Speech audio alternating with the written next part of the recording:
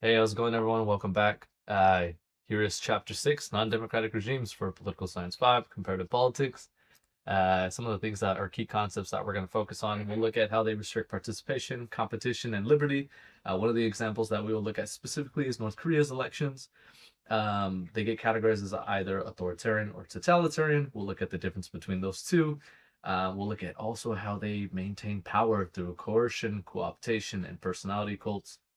The regime types we will look at. There's a very nice table at the end that breaks all of these down. And then we'll look at how there's been a global trend. There's been a decline in non-democratic regimes. Okay.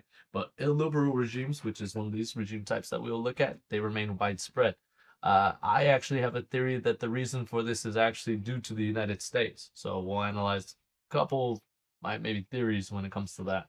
Now, defining non-democratic rule.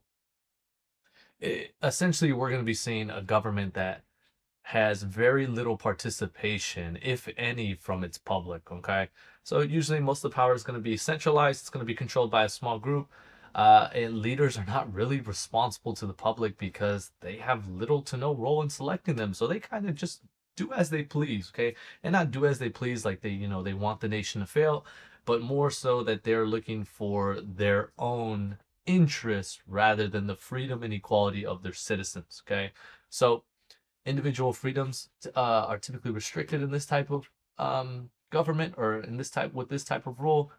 Some of these regimes can be on the extreme form, such as communist or authoritarianism, which we'll look at, and they restrict the freedom to pursue economic equality. Okay?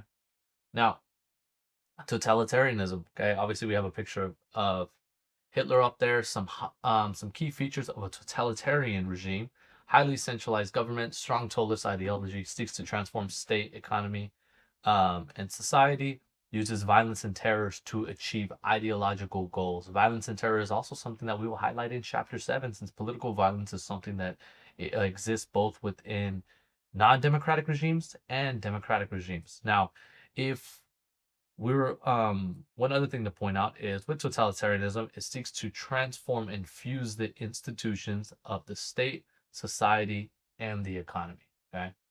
Now, let's keep moving forward. Now, totalitarianism versus authoritarianism. Okay, authoritarianism is going to limit pluralism. Power is maintained for stability or elite benefit. Lacks transformative ideological projection. Totalitarianism, though, it's revolutionary, reactionary ideology, ambitious transformation. Violence is instrumental and ideologically driven. Obviously, your textbooks gives you a lot of very good examples. Okay, so if we were to look at this, we could look at Stalin's USSR, Nazi Germany, North Korea, which is a modern example of it. Some non-examples of these would not be totalitarian states, would be Saddam Hussein's Iraq and also Iran, since it's ideological but not fully centralized or transformative. Okay, so just make sure when you guys are going through this chapter, there's a lot of different examples that they look at.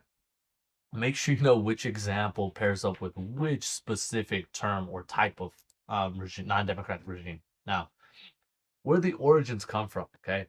Modernization or the lack of it, elite strategies and inequality, resource trap dynamics. So this is when your country is kind of landlocked into a specific.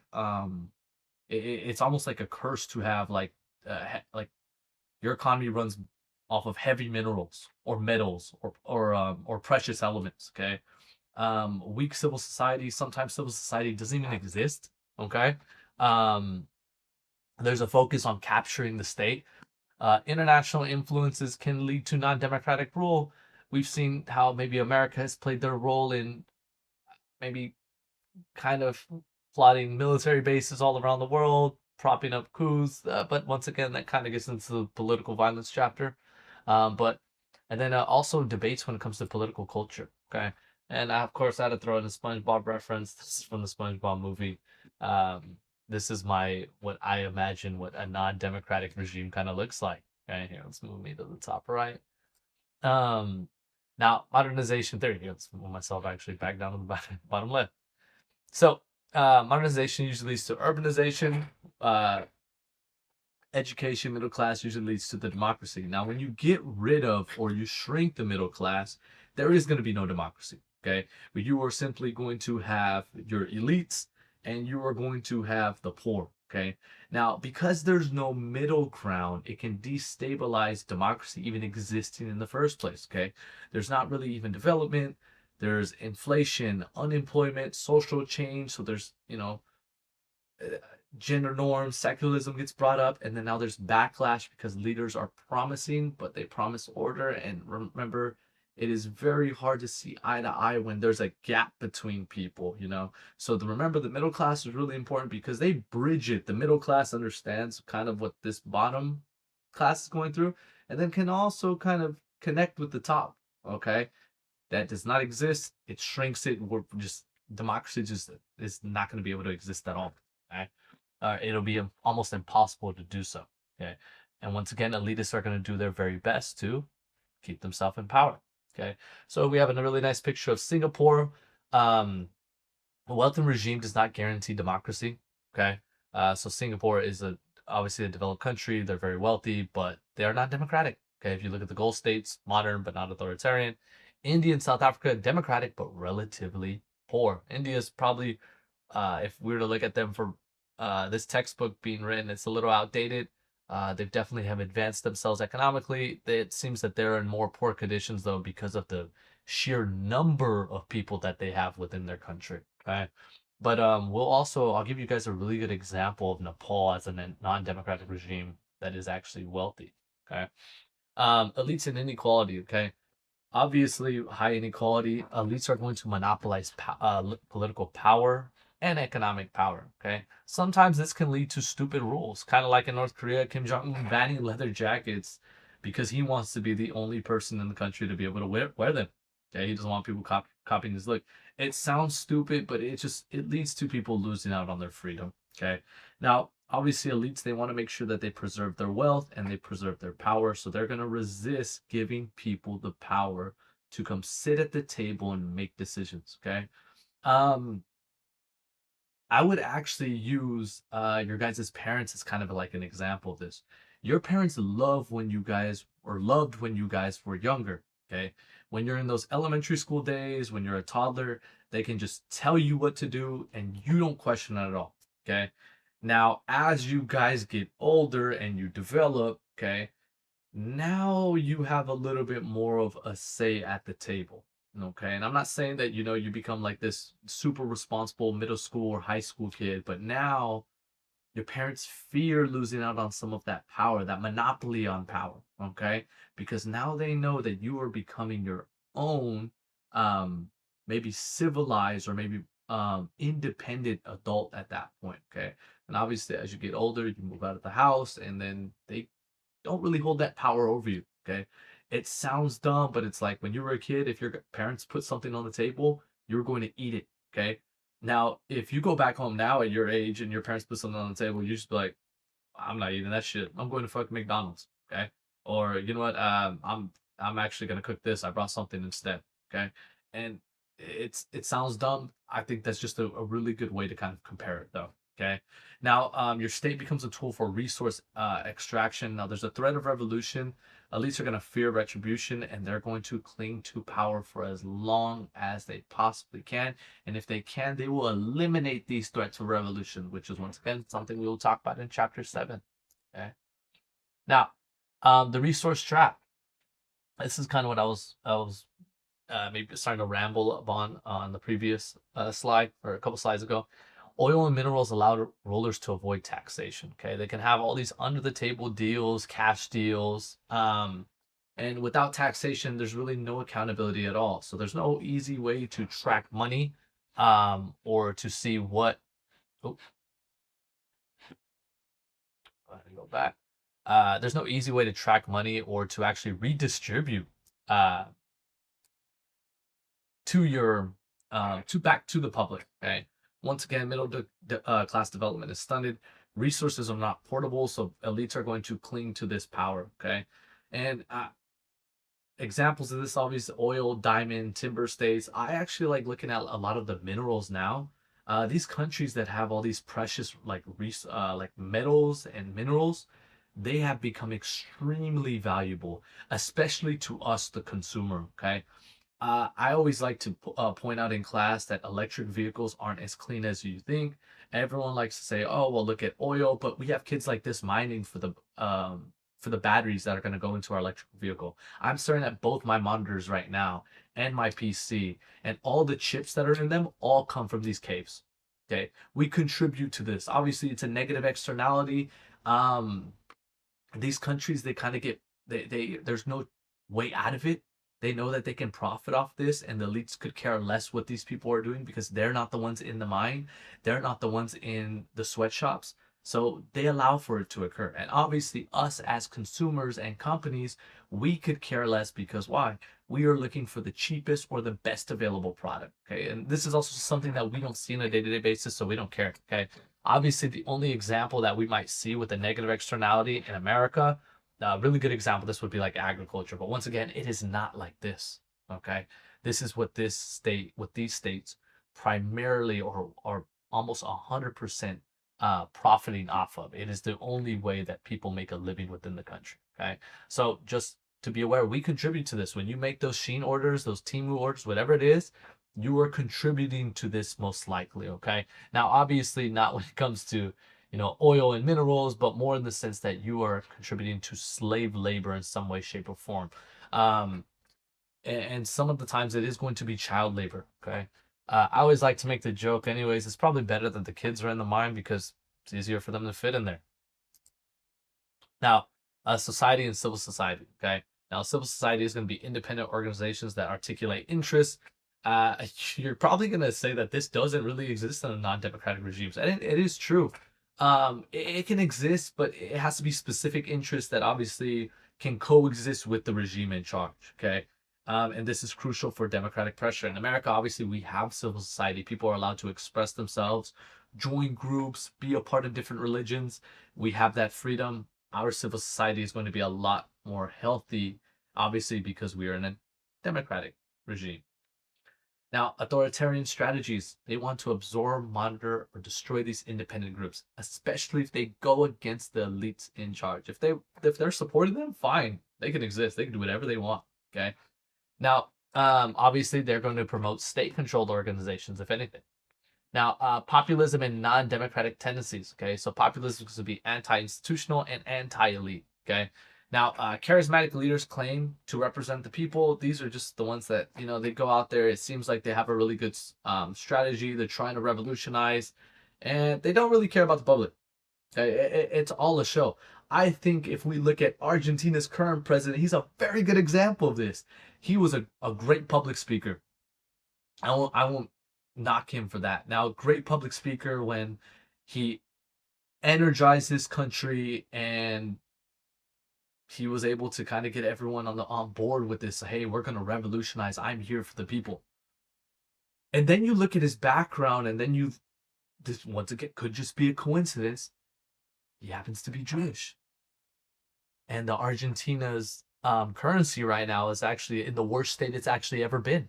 If you guys haven't paid attention this past couple weeks, but these charismatic leaders in a non-democratic government, it's just full of lies. That's all they're selling you. Okay, you can make the same argument that it exists even with here in America, but with how when Donald Trump says something, obviously we are more of a rule of law rather than the rule of man. We're not living and dying by Donald Trump's decisions. We have institutions put in place. When Javier says something in Argentina, they're living and dying by his decisions. Okay, so you being able to destabilize this and to fuel people, it can lead to you propping yourself up as the leader. Okay, and maybe swinging the opinions of other really quick, especially when all of that stuff is controlled by state controlled organizations. Okay, now anti-democratic civilization, so civil society can exist, but it has to be non-democratic. Ethnic, religious, or extremist groups may oppose pluralism. More civil activity does not equal more democracy. Okay, remember, because it can be controlled by the state. Now, we have a good picture right there of Vladimir Putin. So external influences. Okay, when it comes to international relations and authoritarianism, they're usually going to try to solve as many issues as they possibly can by themselves and be independent. They cannot always be independent with each other. Or my fault, they cannot always be independent. sometimes they do have to rely on others. I have found though, I think this is, it just makes sense maybe because they're matching in with non-democratic regimes. They typically like to group up together. Okay, so like when we put economic sanctions on North Korea, who's going to help out? China. They're going to say, well, you know what? We don't want America coming closer. Korea's closer to us than it is to America. But if they're going to put economic sanctions, we want to make sure that we're on Kim Jong Un's side. Okay. When they were starting, China wants to do right now is to build a new Silk Road, and they want to build an oil pipeline from Africa or from Russia. Okay, we are seeing the exact situation right now with Iran. Okay, Iran is being backed, or there's threats obviously going back and forth between the United States and China. Okay, so when it comes to international relations, they will work with each other. Uh, but it's more. I feel like any. I can't even argue that. I just feel like if anything, it's mainly just strategic, and that is it. Okay. Now, imperial borders usually lead to ethnic conflict, which leads to authoritarian solutions. We also like your textbook likes to highlight international relations with the Cold War. Okay. Obviously, the U.S. backed non-democratic allies at one point, and the USSR crushed democratic movements. Okay, there was a back and forth. We were trying to spread democracy. Okay, and the United States went and they go and they prop up all of this, all of these coups, or they fuel these terrorist organizations with the use of the CIA, and we try to win as or prop up as many democracies as we could, or prop up as many, I would say, like puppet leaders in all of these countries. Okay, now, modern support that we see today is China, Russia, Iran, and Venezuela. Obviously, Venezuela and Iran is where we've seen a couple conflicts right now in the past year or so. And China and Russia, we've had kind of this running back and forth conflict with. Okay. Now, culture and regime type. Okay. Now, culture arguments. Okay. Democracy is obviously a product of Western history. Okay. And it claims that Islam or Confucianism favor hierarchy. So they're going to favor more of this traditional or non democratic rule. Okay. Now, critiques obviously cultures are diverse and dynamic. We are not just a simple type of uh, one. One describes us all. Okay, so we all have different opinions and values, and we should be able to express that through government. Okay. Now, religious texts also as well don't always get interpreted the same way. So if we're going to base a non-democratic regime and say, well, it's non-democratic due to religion, we have to make sure that everyone has the same interpretation of that. Okay. Culture also shapes these institutions, but does not determine what type of regime that there is. Um, Obviously, how can we control people through surveillance, intimidation, and punishment? Okay. Um, like in China, they with their social credit score system. Okay, if it drops low enough, you can no longer use public transportation. They'll lock you out of your bank account. Okay, that's punishment for not following along with the regime. Okay, if you in with intimidation in North Korea, if you go and speak out against Kim Jong Un, congrats. It's gonna cost you your life, and or if you're lucky enough, you'll just work in a concentration camp the rest of your life. Okay, and so will your family.